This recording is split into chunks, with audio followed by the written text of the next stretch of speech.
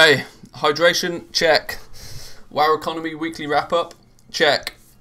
Now, this week, I'm going to do my absolute utmost to not get distracted by all of the squirrels when we go through this.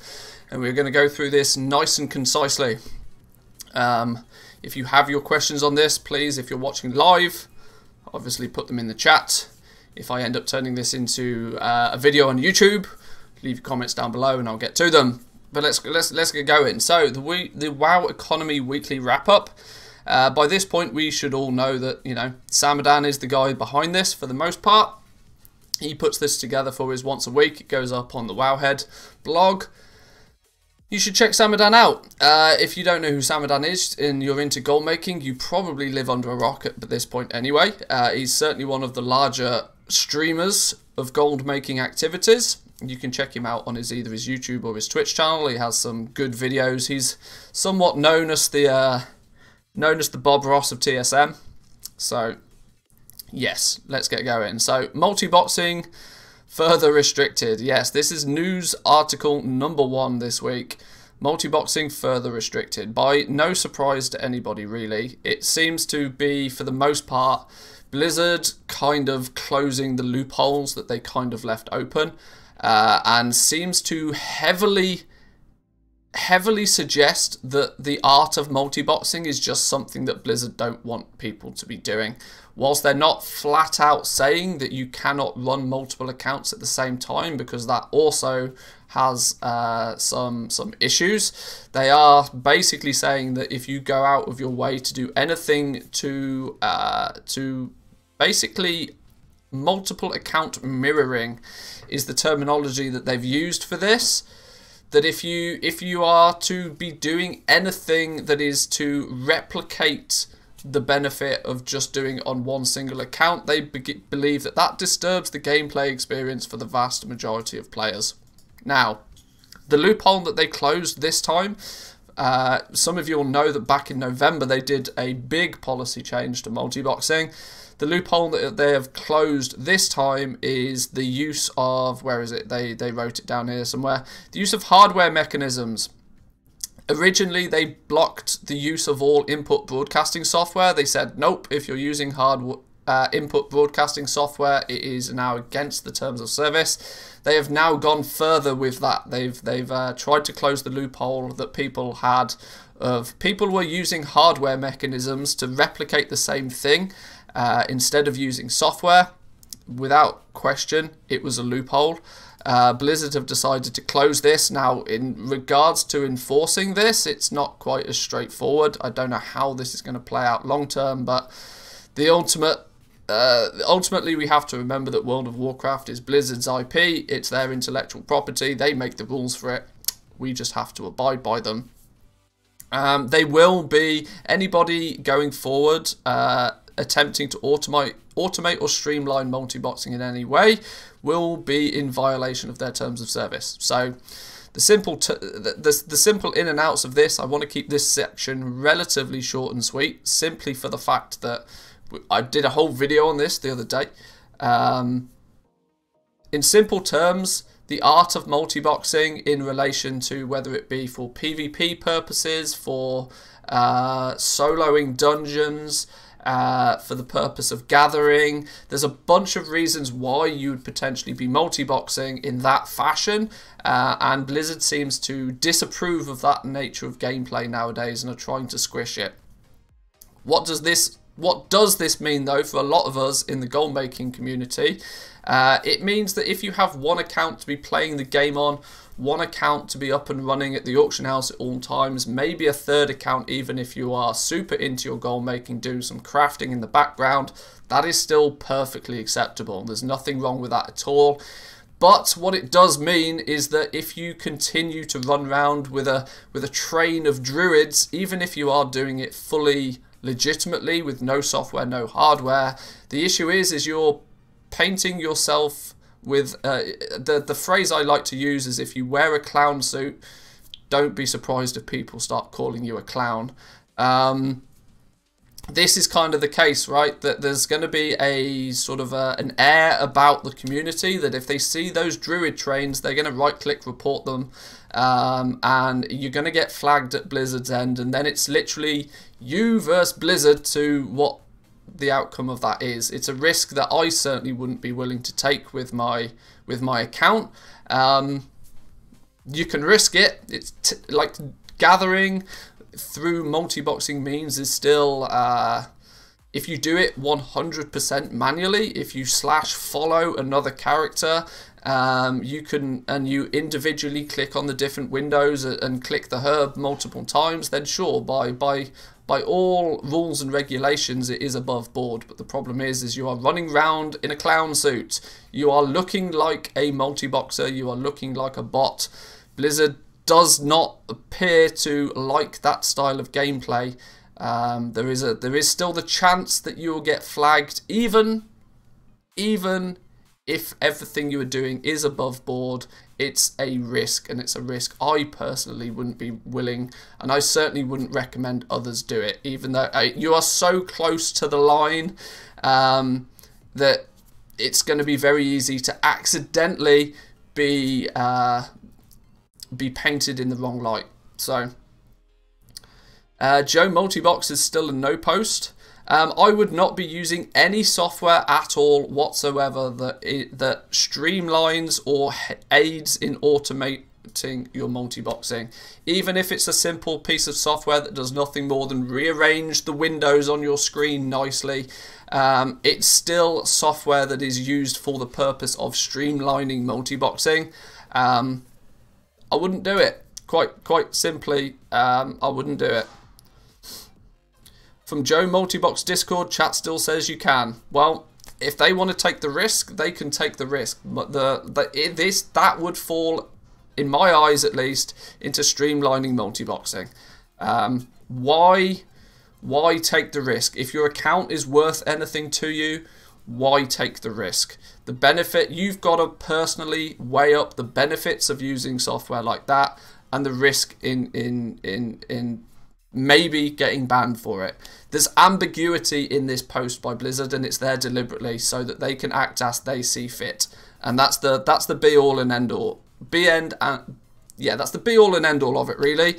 That it's at Blizzard's discretion. They're making it clear that if they think the way that you're playing the game disturbs the gameplay experience for the vast majority of players, they are reserving the right to take action on your account. If you want to take a risk, take a risk. I'm not taking a risk. I don't advise others take the risk. But that's really all I'm going to go through with the multi-boxing side of things, because like I said, I've done an entire video about this before. You can check that one out on the YouTube channel. Samadan appears to have posted a few comments from this. This was posted up on the WoW Economy subreddit. One thing I didn't realise is he's posted my comment to it. For those confused, the additional change here is with the addition of hardware, previously stating that it was the software that was not permitted. The loophole that was being continued to that people continued multi-boxing but using specific hardware instead.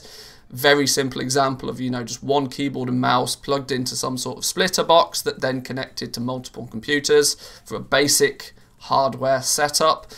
There is more to it than that, but that's just a basic setup. Turns out Blizzard really wants to squish the problem completely. But yes, to clarify, having multiple accounts is still okay. You can craft on one, sell on another, play on a third. But my opinion, like I want to.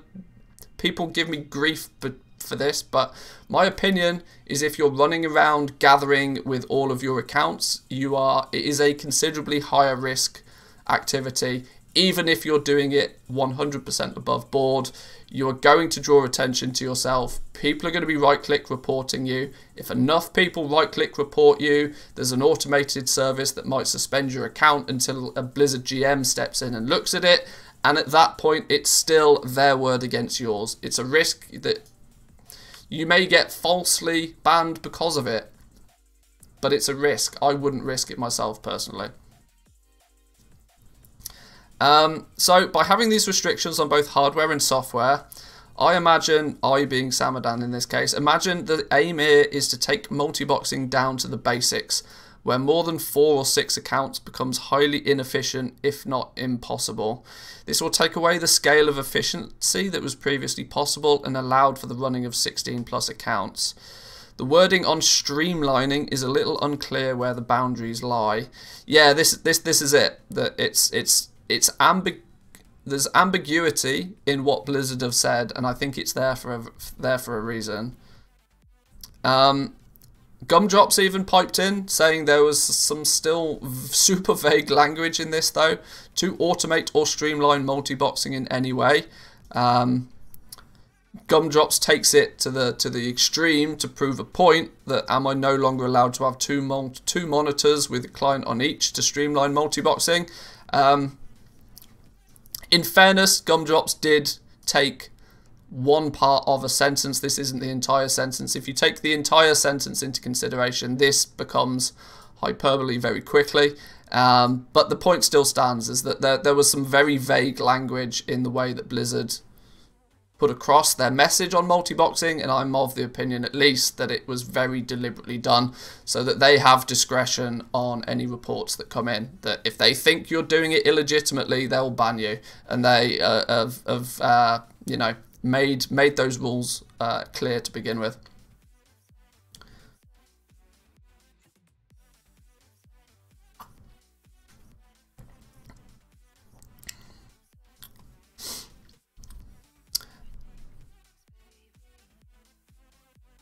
You just use 4 accounts on 4 computers and use your hands and feet.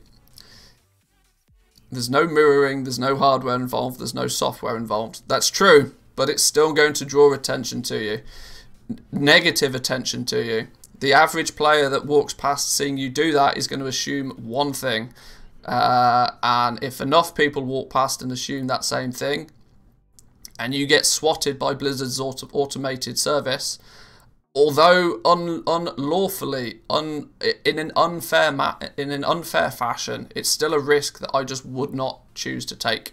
The benefit of doing it is like Samadan says here. One thing this does is it takes away the scale of efficiency. Multiboxing previously was a really efficient way to scale, because in the same quantity of time spent, you could multiply the result of that. Even running 4 accounts and, you know, clicking on each one and clicking the herb and then making sure you've got your macros to follow and then doing it all manually, there's just not the same level of efficiency that there once was. So we'll see how it plays out. We'll see how it plays out. But my personal opinion is this is pretty much now going to be the death of multiboxing, because Blizzard has painted the picture that if they suspect you of doing something illegitimately, they'll swat your account, and they've given themselves the leeway to be able to do that. I'm not going to be taking that kind of risk with an account that I've had for 15 years. Just not going to do it. Some people might. I'm not going to. But anyway, let's move on to the next topic. The price of the TBC services in gold. This is a contentious point for sure. Absolutely. The Burning Crusade is coming out very soon. The Dark Portal opens on June the 1st. With it, although you can technically play the Burning Crusade 100% for free, assuming that you have a current subscription active for World of Warcraft in general, there has come with a bunch of, you know, extra services that Blizzard will provide you. There's the classic deluxe edition that gives you a couple of mounts, it gives you a couple of pets, it gives you a character boost. This is being priced at $70, which in the NA equates to, at time of this going live, about 1.2 million gold. Significantly more expensive for us over here in the EU, who have outrageous token prices currently, which some people will be interested to see that the actual price of the token is still going up, and I suspect it to still go up for quite a while, at least until we get patch 9.1. With all of these TBC services kicking about, there's a lot of incentive for retail players that have a bit of gold, that don't want to take their credit card out their pocket to, you know, convert their gold to tokens to get some Blizzard balance to then pay for these. We see the same thing every time there's a new Hearthstone expansion, every time there's a new Call of Duty expansion. We see the same thing. People cash out a lot of gold to tokens. So I don't see I don't see there being any change with what happens here. But $70 for the deluxe edition, $40 if you just want the character boost by itself, and then $35 if you want to have the ability to play your character on Classic Era and in the TBC expansion. Gets pretty expensive, not gonna lie, pretty expensive, especially if you look at the cloning service. The cloning service, to me at least, is the expensive one. The deluxe edition, sure, people always like to buy the collector's editions, the deluxe editions of the expansions.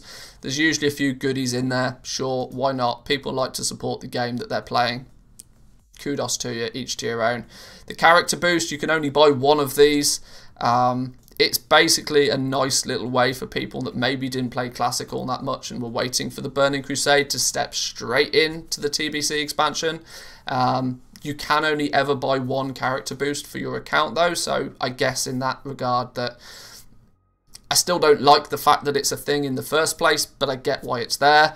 This though is just gross in my opinion, and I'm not the only one that has that opinion. The character cloning service should not be anywhere near $35. This is gross. There is no reason why you shouldn't be able to keep your character on the Classic servers and move to the Burning Crusade. Maybe if they're going to put a monetary value to this, they should be, if they're going to charge money for it, they should at least be generous in some regards to how they do it. The cloning service should not be on a per character basis. It should very simply be, if you want on your account to copy characters to Classic and move them to TBC, then it should be X amount of dollars. I still think even at that point $35 is too much. Like $10, $15, maybe $20. I would probably still complain at $20 for it, but it should absolutely be on an account-wide basis. On a per character basis, this is outrageous. You want to copy your main character and your alt to be able to continue to progress with them in Classic and to be able to then play them through the Burning Crusade expansion. You are looking at $70. That is the cost of a full-priced, brand new AAA title. That's just, it's too much. Like I know cost is a very subjective thing, but it is just too much. Genuinely too much. But hey, yeah. These two, not too bothered about. They're limited in their one-time purchases. I don't believe, I'm of the opinion that the boost shouldn't exist in the first place. It goes against the nature of the Classic and the Burning Crusade expansions in the first place, but hey, whatever. You can only buy it once. If somebody buys it once and wastes it on a character that they end up not playing, it's their own fault. But the cloning service, yeah, gross. Anyway, next topic. The boosting economy. An interesting question around the boosting economy was asked. Now, I don't think I've read this one. I think I missed this throughout the week, so let's take a look. Thoughts about the above title. Realised that for the past few expansions, I've just casually been making gold in order to buy game time and endgame carries.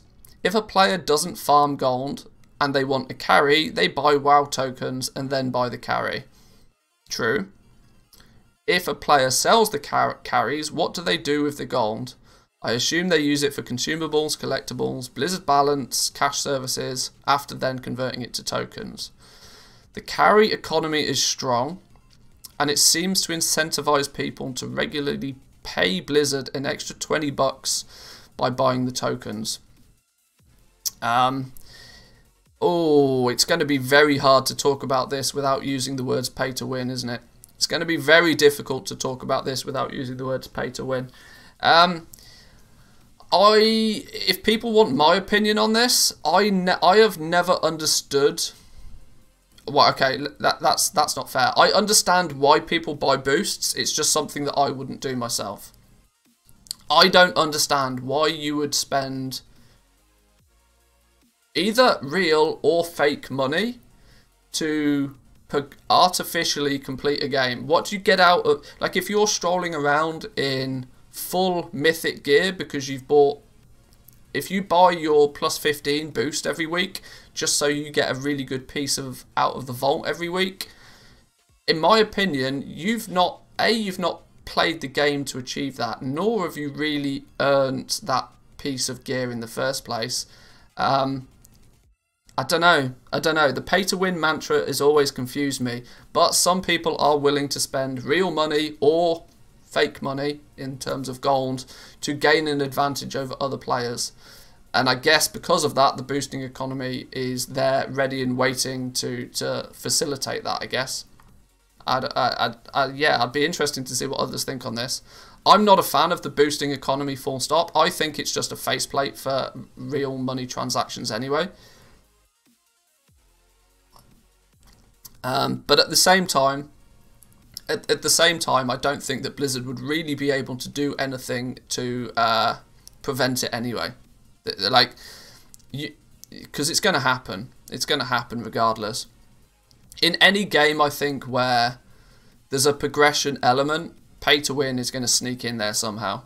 Whether it be that Blizzard have some control over it or it goes 100% externally, I think it will still happen.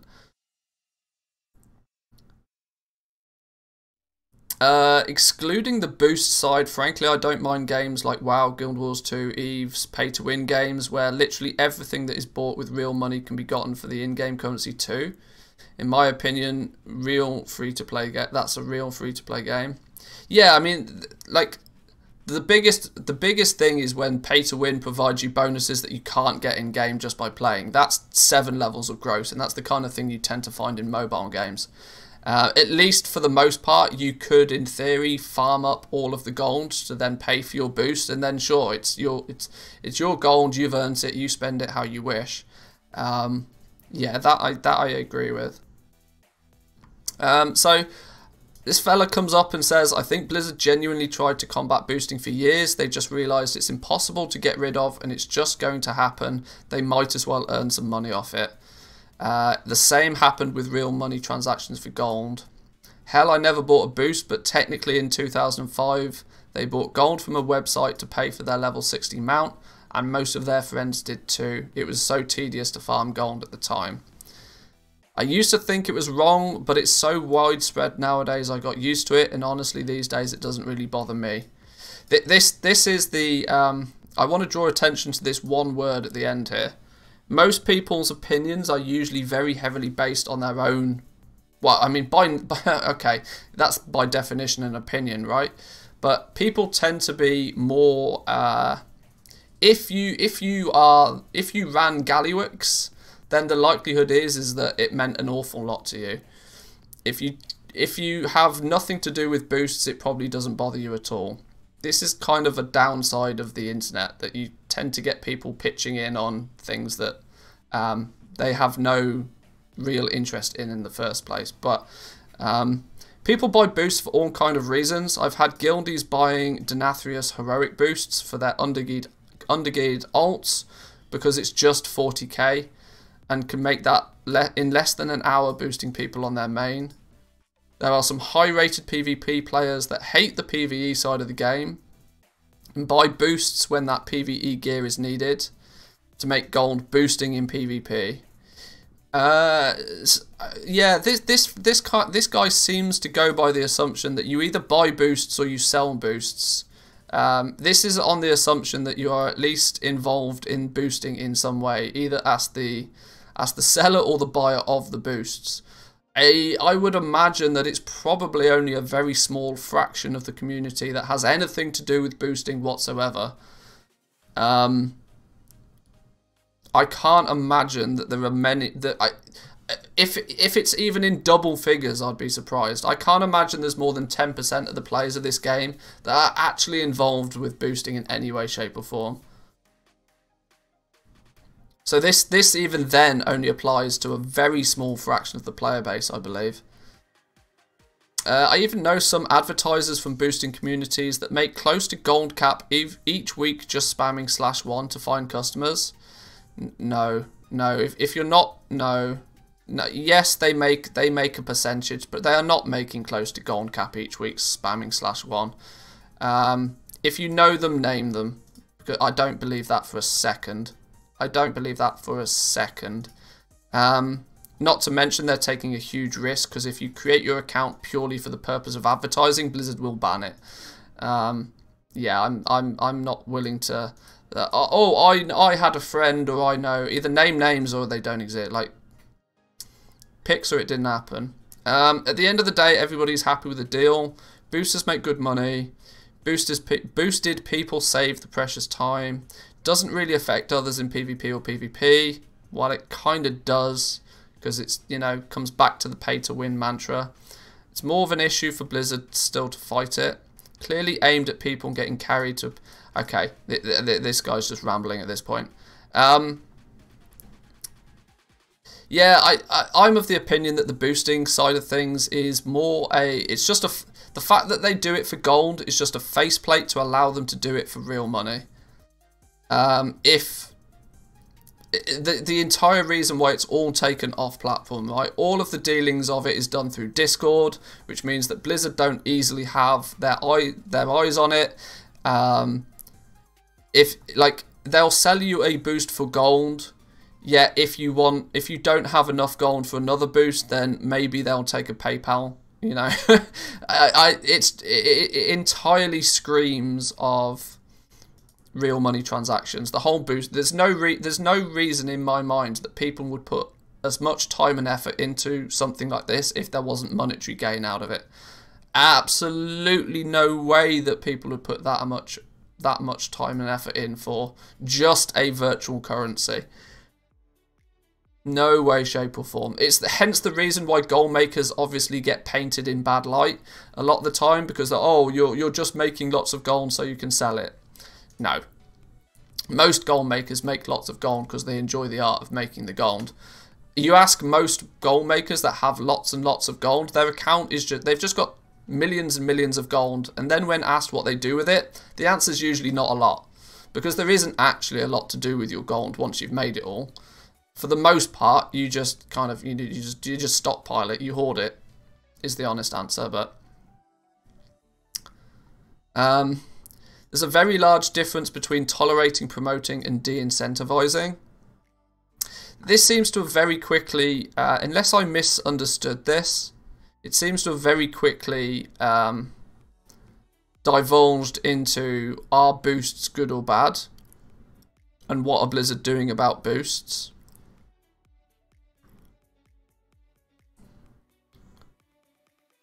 Oh, I guess. Yeah, my opinions are very, very black and white about this. I don't see the point in buying a boost in the first place.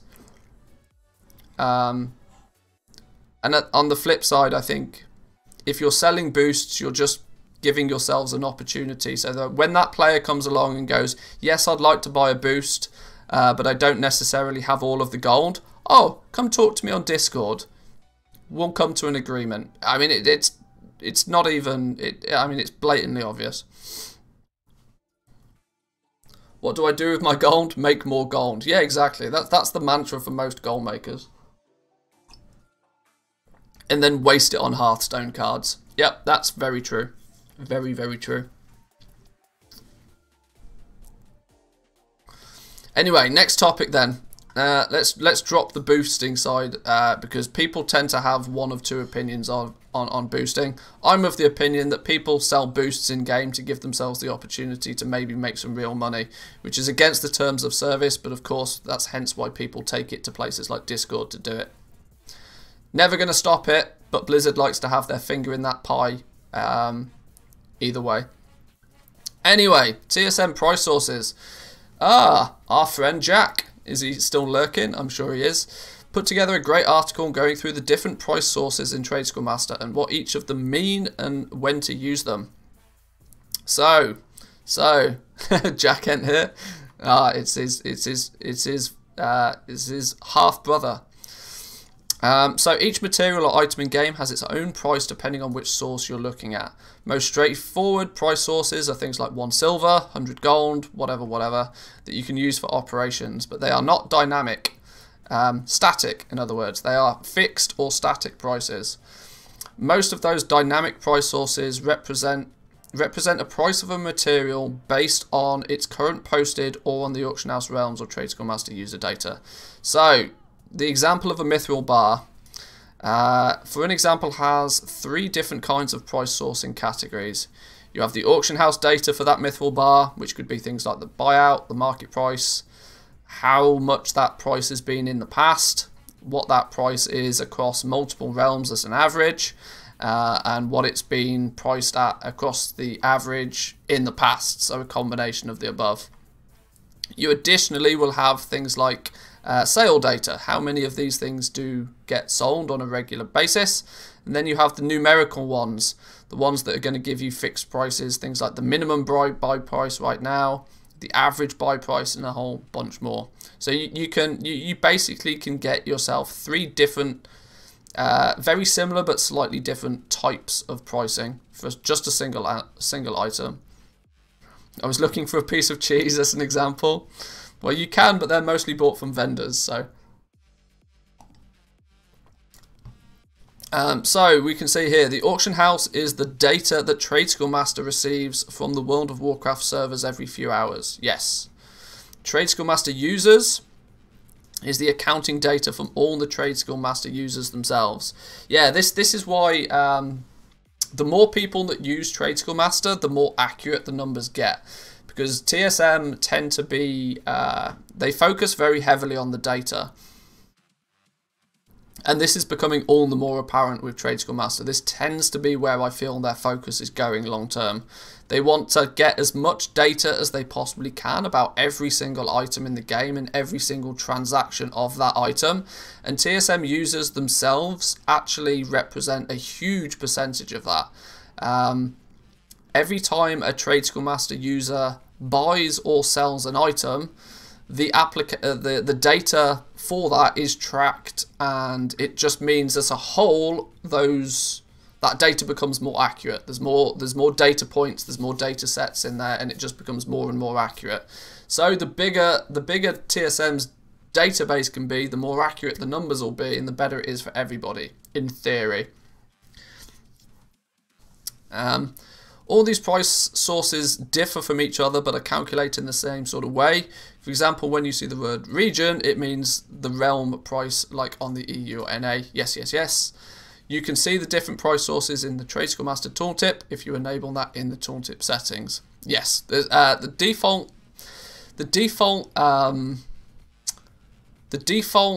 tooltips, there's a lot of work that can be done with them. If you look at a default tooltip in game for Trade Skill Master, it doesn't usually show you an awful lot.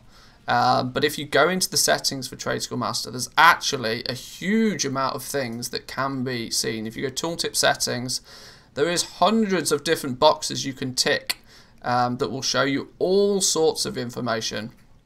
Now, for the most part, you don't want an information overload, so I wouldn't recommend just clicking every box, because what you really want, the point of a tooltip is to give you, at a glance, the information you need. If you don't need the sniper operation for a piece of linen cloth, then don't activate it. If you need that information, you can still go and get it, but you want to keep your tooltips to just stuff that you want frequently and at a quick snapshot. You want to be able to quickly look at the tooltip, get the information you want to help you make a decision. Don't flood your tooltips, but there is some useful information in there. I rewrote that line because no, not all are calculated in the same way. Well, that, yeah, I wasn't going to point that out, but yes, it's true. The numerical things like the market value, for example, is based upon a few factors. They're not all worked out in exactly the same way, but I see what you mean when you were going there, that they're, for the most part, worked out in a very similar way. Okay. So yes, Jack put together some nice TSM price sourcing. Go check that out. There's a link to the article which will be on his website, I believe. This, if I check, this better not go to your OnlyFans, Jack. Please don't go to your OnlyFans. Yes, here we go. Golden Dipper, TSM price sources. Not for now. You guys should press yes to that one. So yeah, you can go check the website out. It's got the full spiel. Go through this. Knowing Jack, there's some very useful information in there. Right. Let's then talk about oh boy, it's this one. Okay, opportunity cost and the price of materials. An interesting number of topics came up this week around the topic of pricing your time versus materials. Initially, the question was asked, what is the point of selling potions and flasks instead of herbs? I'd like to join the auction house game since I have herbalism and alchemy as professions, but would like to sell potions accordingly. Now it turns out that my server, Blackhand EU, somebody's on Blackhand EU, was in the chat earlier, I can't remember who it was. The individual herbs are needed for the potions tend to be more expensive than the potions themselves. Why do players put flasks and potions on the auction house when the price for each is more expensive than the materials to craft them? This is so common. We see this 100,000 times a week. 100 times a week. Simply put, the snapshot of material prices versus crafted item prices on one single day is not enough data to fully explain the story. You genuinely need to look at a bigger time scale to understand exactly what's going on and why it's going on. This led to further discussions around time and farmed herbs are free by yours truly. I put this, it's very true to say it was this original post that sort of spawned my desire to put this article together on the Wowhead. And I very much think I poked a sleeping bear with this article. Probably due to my decision to name it Farmed Herbs Are Free. It instantly got downvoted to hell. And I'm very aware that that's probably because people didn't even read the article. They saw Farmed Herbs Are Free, got instantly triggered and downvoted it without even reading it. That was entirely my doing, but it was amusing to see some of the comments anyway. I know Zanzaful went through this post on his stream a few days ago, and it definitely got his blood boiling, without question. But yeah, I went on to basically try and discuss the fact that regardless of how you acquire your herbs, you can't ever consider them free. The example I give is that if the herbs to make a potion are being sold on the auction house for 10 gold, and the potion itself is being listed for 12 gold, regardless of whether you farm the materials or you just choose to buy the herbs to craft the potion and you sell your potion at 12 gold, you still are only making a 2 gold profit. It's all the more often seen that if you just had the materials or you go out and farm them, that people would say that they made 12 gold profit by selling the potion, because they didn't consider any cost or value to the herbs in the first place, because they either just had them, or they were very quick to go and get, or they were given to them because they're a big streamer. These are some of the examples I saw floating up. And in reality, that's not necessarily the case. So I then step it up to say, well, why? If you farm the materials, should your profit not be 12 gold? And in honest answer, no, not really. And I got a bit of flack for these two sentences here. These two sentences triggered people outrageously because I had the audacity to tell people that time is a currency, and people lost their minds when I started saying this, that time is not a currency, time is a resource that you... people went on. The comment section for this thread is hysterical. I suggest you go read it if you haven't already. I deliberately chose to use the same word currency to emphasize the point. Like, but people didn't get this. The profit you make, though, is by taking the revenue that you make by selling the potion minus the cost it takes to make that in the first place. Seems very simple, seems very obvious, but not a lot of people fully understand it. And this was the bit that people definitely didn't read. This was the section of my article that I know for a fact people didn't read, because if they did, their comments would have been entirely different. The main point of this article was to emphasize that as you start scaling, if you don't consider the time invested in gathering materials to be a valuable resource, and you don't consider it to be a resource, you physically cannot scale beyond a certain point. And I know for a fact that people didn't read this. They only read they read halfway through this, got so triggered, and then they started putting their comments in. But if you were to read this section, it makes a lot more sense to people. So why does all of this matter in the first place? What does it matter if somebody values their time or they don't value their time? Well, for a lot of people, it doesn't matter. It genuinely doesn't. And this is the thing. Most people, this does not concern them. With the result that if it doesn't matter to you, it can often be hard to see why it matters to other people. It matters most when you're trying to scale past what your own personal time will allow. This is the sentence of the entire article that I wrote that people didn't read, and they really should have. Probably my bad. I should write it different next time. But it matters most when you're trying to scale past what your own time allows you to do. Either you want to make more gold in less time, or you just run out of time. So I went on to say that if you're content selling 100 potions a day, you have the opportunity to do this yourself. You could go out and you could farm the herbs needed to make those potions. Great, no problem. You have enough time, the resource of time you have sufficient of for it to not necessarily be a factor yet. But what happens when you sell your 100 potions and next time you decide that you want to craft and sell 1,000 potions? Well, you very quickly have an issue, right? You now have to spend 10 times as much time farming as you did before. You know, you want to make 100, you want to make 10 times more potions.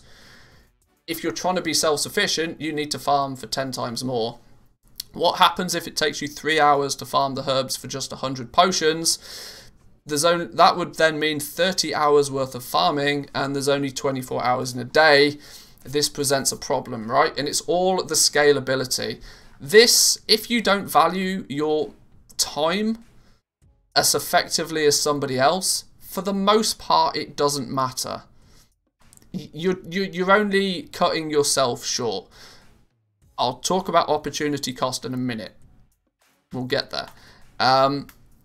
For the most part, it doesn't matter to most people, but if you are trying to expand your operation, if you're trying to craft more, sell more, that's when you really have to understand this concept, because the only way to then go about achieving this 1,000 potions to craft and sell is by looking to buy somebody else's time. You're having to pay, now you will have to pay for somebody else's time, maybe even multiple people's time. This is the transaction that happens when you buy your materials. You're in essence buying somebody's time. You're buying their effort to go out and gather those materials, and you then have to obviously... I like money. Haha, nice devil. Thanks for the sponsored ad. We'll get to the sponsored ad after I finish this. But thank you, I'll bank that one. You have to then start buying materials off other people, and you have to work out, well, how much are they valuing their time?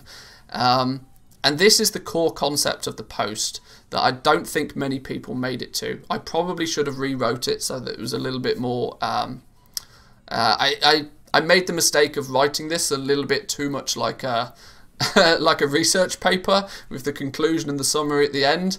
Of course, people on the internet don't necessarily work that nowadays, but hey. But so in summary, I put just to understand these principles is the key to growing past that minimum wage lifestyle. If you don't value your time and you just want to do everything self-sufficient, that's fine. There is no issues with that. With enough time and enough effort put into it, you can probably still get your token for free every month. You can probably pay the game, quote unquote, for free. But it's for those who want to step it up a gear, for those that want to start expanding, they want to start selling more items, they want to start crafting more things, they want to go past just the default basic stuff. this is one of the core concepts you fully have to get your head around to begin with. So yeah, that was that that post of mine then spurred on another article explaining opportunity cost. Now, the thing that people got really triggered about this post was the fact that I didn't mention opportunity cost. And it's basically because I have the opinion that teaching somebody opportunity cost before they even understand the fact that time is a valuable resource is trying to run before you can walk. And so, you know, cover the basics and then do the advanced stuff. But this article on opportunity cost was first very good. Although I don't entirely agree with how it was wrote. It was very argumentative, this post. But read it yourself, you know. Take your own opinion. Time is money, friend. This might be the most popular quote amongst goblins, but the more I read content from fellow goal makers, the more I think there are some misconceptions about how you should value your time when it comes to goal making activities. Understanding that what opportunity cost is and how it works to any economic activity is very important when making decisions on how, where and when to invest your time and money. Anytime you start citing from Wikipedia, you're going to get people laughing at you. I'm sorry, it's just the way the world works, but it is true. In microeconomic theory, opportunity cost is the loss of the benefit that could have been enjoyed if the best alternative choice was chosen instead. So the way this he goes on to state how this relates back to the original example. They started writing this after reading, this is actually a link to my Farmed Herbs Are Free thread, and we'll continue explaining on it. The main premise of the post is that farmed herbs are never free because time has intrinsic value attached to it. This is not strictly true, and a very good counter argument is one that often comes up. This is a great example of somebody not reading the entire post. Whilst time has intrinsic value attached to it, and to say that it's not strictly true is very misleading, because yes, it's not strictly true, but it is still true. That's what you have to remember, that time does have value attached to it. So whilst not 100, you'll see my point with this article. It was very it was almost misleading. I'm not gonna lie, but hey. If I'm collecting the raw materials as I'm playing the game normally, dailies, calling, dungeons, etc., they cost me nothing. If I craft a flask or potion with those materials, at any price I can sell those for is pure profit. The fact that they've tried to claim that this is a counter argument is bonkers, because yes, it's a counter argument, but it's a false one. that's like it's just objectively false to begin with. It's not a counter argument if it's not an argument in the first place. This is a completely different activity than farming for materials. It is in effect the same as materials magically appearing in your inventory at certain intervals. Once again, no, it's not. It's like your argument is based on a false premise to begin with. Materials don't magically appear. Somebody's farmed them. Somebody's picked them up. Yeah, this was slightly frustrating.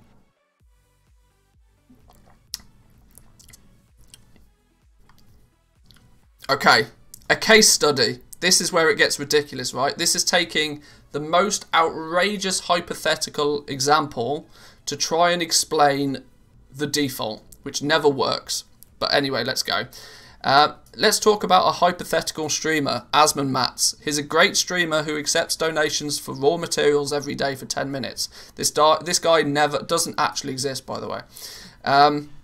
Today, during his daily 10-minute donation drive, he was given 9,000 marrow root. His cost for all of this is effectively zero.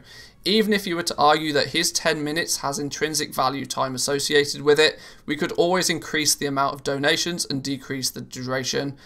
Blah blah blah. For simplicity, let's assume that you can only craft intellect pots with marrow root. He can now either choose to sell 9,000 marrow root, or he could create a bunch of intellect potions and sell those. Before we go further and discuss price points, I'd like to ask you to please realize that intuitively we check different options. We have a concept of opportunity cost already, and we'll check in which options results in more gold and then do that. So what is option A? You sell your marrow root, or option B is you sell the potions. In both cases he profits. Even if everything sells for 1 copper, that is still pure profit. Wrong. Quite categorically wrong. It is not pure profit. It is wrong. I mean, he's actually countering his own argument here, but sure. This is the real reason why nothing is free. Even if you haven't paid for anything to acquire it, what you're trying to sell, you still want to maximize it. So what he's trying to get across with this outrageous example is that even if materials are given to you, if you have to put 0 effort or have 0 cost into acquiring those materials, if you sell the materials for less than what you could have crafted the potions and sell them for, you are still in essence taking the wrong choice. Your choice in theory should at least be to take the avenue that presents you with the most reward out of it. That is the fundamentals of opportunity cost. But interestingly, without taking this to a university level standard, there are many good reasons to why only going the most opportunic route is just as bad as going the wrong route in the first place. But that's a topic for a totally new video. We'll talk about that in the future. But so yeah, what he was trying to do was emphasize that if you have materials and you have different ways that you could utilize those materials, either selling them or crafting and then selling them, you should in theory go with the route that rewards you the highest. And if you're not, you're kind of you're losing out. But it just unfortunately wasn't explained fantastically well. Understanding that what opportunity costs are and how they apply to you will allow you to make better decisions on your goal-making operation. What might make sense when you're at 100k gold may not make sense when you're managing an inventory of 10 million. This is very true. The one thing I did like about this post was the last bit. Unfortunately, once again, similar to my thread, that the good stuff came at the bottom, the stuff before it was explaining it, and unfortunately in this post it wasn't explained fantastically well, in my opinion at least. But the good stuff is actually here. So let's take a look. One personal example is heavy desolate armor kits. To craft thousands of these in one go, you have to go through a lot of heavy desolate leather. TSM will often tell you to buy desolate leather and craft it into heavy versions because it's more profitable to do it that way. But, and this is the big but, the problem with that is if you're doing 10,000 items, I'm forfeiting or spending your time crafting, forfeiting other goal-making opportunities that I might use that time for. As such, I'm more often than not willing to pay several thousand golds more just to buy the heavy variation. So they are spending more on the heavy variation so that they don't have to spend their time resource in crafting it in the first place, even though crafting it in the first place would overall net them a higher revenue. This also has implications on the generally accepted mantra of auction housing is better than farming. It frustrates me because this is a massive assumption, once again, that's not necessarily true. It's not necessarily true that you should weigh in your situation carefully. If you buy 10k worth of materials and sold various crafted items for 15k, you've increased your net worth by only 5,000 gold. Let's say it took you an hour to complete that. You've actually only then had a sort of a 5k gold per hour return. If you were to just go out and do a farming route, you could have in theory generated more revenue than that, which is true. I've got a video on my channel that goes, it's how to, I can't remember what the title is, something along the lines of how to invest your gold in World of Warcraft or something. It was a very search engine optimized title, I know that for a fact. Where is it? I can't even remember. I don't even know where it is. yeah, here we go. How to invest your gold in World of Warcraft. Turning gold into more gold. This video, if you haven't watched this, I recommend watching this video. In fact, I'll even go as far as giving you a link in chat for those who are watching live. This video is going into trying to explain to people that there is a limit. Like, you can, for sure, just like this article says here, right? You could, in theory, do a bunch of crafting, sell a bunch of items, it takes you an hour to do it, and increase your gold by 5,000. But if you were to just go out and gather for an hour, you could have made yourself 10,000. There is actually a point, there's like a, I can't think of the right word for it at the moment, but there is a point where you should, farming is still the more viable option to you, and until you can start crafting at a certain level. People often ask me how much gold should I, farm up before I start looking at crafting, and my response is usually about 1 million gold, and that like puts people back in their seat, right? That surprises people. Why do I need so much gold to start crafting? And it's usually because of this reason, right? That you can start crafting with a lot less gold, but your inventory that you're able to generate with that gold is very, very small, and you'll fall into this category here.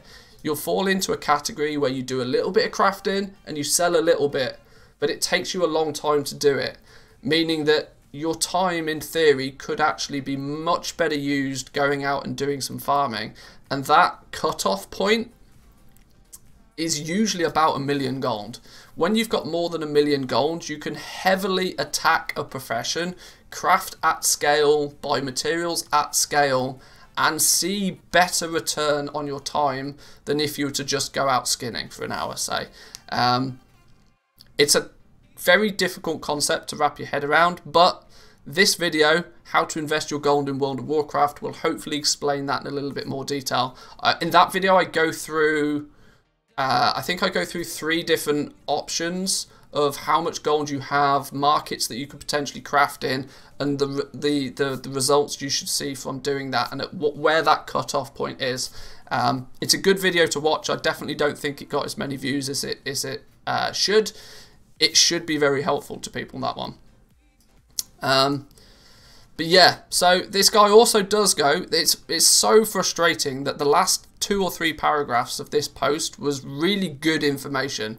It's annoying that everything above it was started off argumentative, then super extreme examples. The last couple of paragraphs of this post were really good. Alchemy is my preferred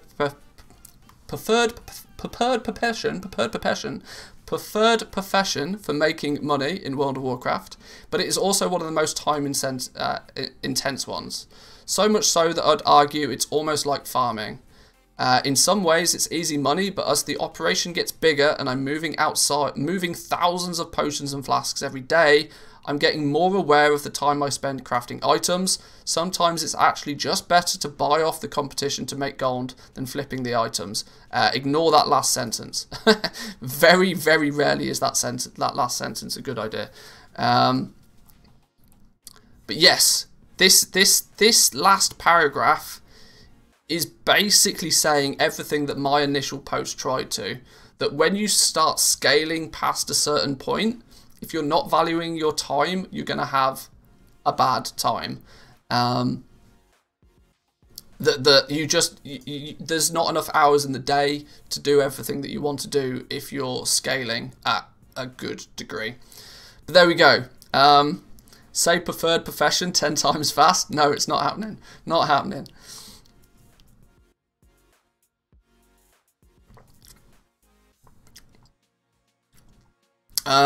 I think this last part really hits home for me. Okay, this is what's Samadan's point on this. Samadan's view. I think the last part of this really hits home for me as a goal maker, embracing that everybody's choices are different and what they find fun and how they value their time. They're all really great examples of how to look into being more efficient if that's what you wish to do, and how you look at the markets overall. Good. Nicely summed up, Samadan. I agree. One thing that one thing that I try to do, at least for the most part on my channel, is make gold making fun. That's always the thing that I try to achieve. The main reason I started making content again before Shadowlands came out was very simple. I saw tens of thousands of people grinding their way to get 5 million gold for the long boy, and at the same time of doing it, they absolutely killed their love for the game, because they considered the grind to get 5 million gold as a job that they didn't enjoy, and they didn't make it fun in any way, shape or form. And my main emphasis was trying to make it more fun for people. I do sometimes slip into min-maxing optimization a little bit too much, but for the most part I like to try and make goal making fun if possible. And you should too. Try and do activities that not only generate you more gold than you had before you started, but also try and do activities that are fun and enjoyable for you at the same time. Namely, for me, for example, I like collecting the old recipes. Collecting the old recipes gives me a step forward with my professions, that I can then go and craft something that I can sell for more gold. But at the same time, it takes me out to some content that I may not have seen for a long time, and more often than not, it brings up some surprises at the same time as well, whether it be in transmog appearances, pets, mounts, collectibles, in that sort of frame. Anyway, so it's cool. Do what you love. Yes, do what you love. Exactly. Very, very good way to phrase it. But there we go, boys and girls. There's the WoW Economy wrap-up for this week. I knew this one was going to be a slightly longer one, but I think there were some good talking points in there for sure. Absolutely some good talking points in there. So if you haven't already, you can view this over on Wowhead yourselves if you want to read it through in a little bit more detail. But make sure you go and give Samadan some love. Make sure you go hit the subscribe button on his YouTube channel. Maybe give him a follow on Twitch if you're not already. So there we go. I'll leave it there for that one.